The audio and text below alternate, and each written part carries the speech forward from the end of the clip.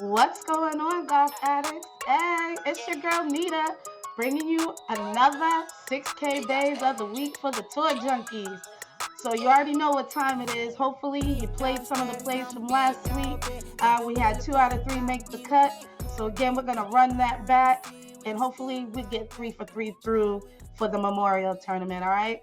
So let's go ahead and kick off our first play, and we're gonna kick it off with Pat Perez.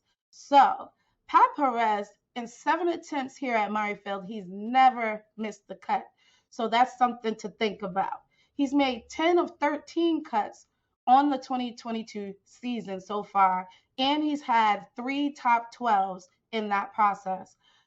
It feels like a Perez week, high floor with a high likelihood of making the cut this weekend. Over his career, he's played real well on tough tracks, and his short game keeps him in the competition when the scoring gets a little difficult. All right. If he can get off the tee and just find a little magic on the putting greens, I think he has the potential to have a top 20 upside. And that's something we look for in GPPs, especially at low ownership. All right. So go ahead and plug Pat Perez in your lineups. And before we kick off that second play, go ahead and give us a like and a subscribe to my boys, the Tour Junkies. Make sure you're sharing and ring the bell. We got to know when they're coming up with all the content. Also, comment your sexy 6K babe below. And make sure you hit us off with why you like them this week. What makes them different from last week, all right? We liked JT posting last week. Y'all liked him in the comments. I played him too, but unfortunately, he missed the cut, so he did us dirty. All right, so let's see what we can bring back this week.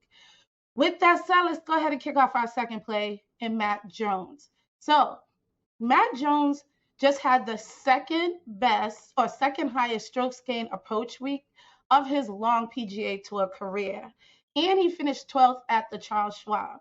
All right, his short game around the greens has been amongst the most underrated on the PGA Tour for a while, and it helps him on tougher tracks.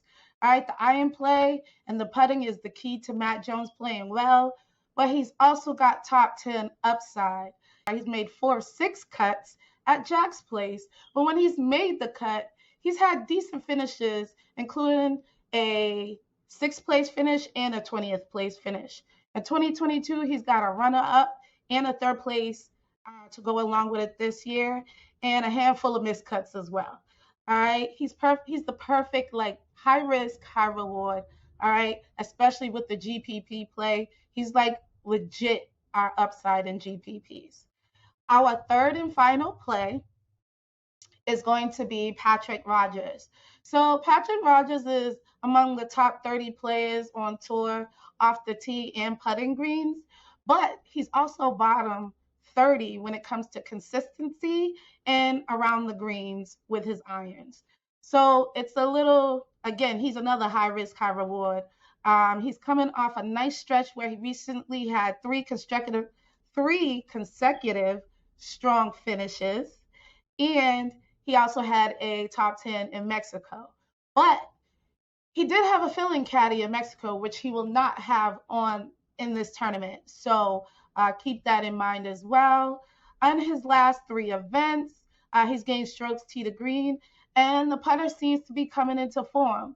He's made 4 of 6 cuts here, but when he's made out of those 4 cuts, he has an 8th place and an 18th place finish in his last few attempts.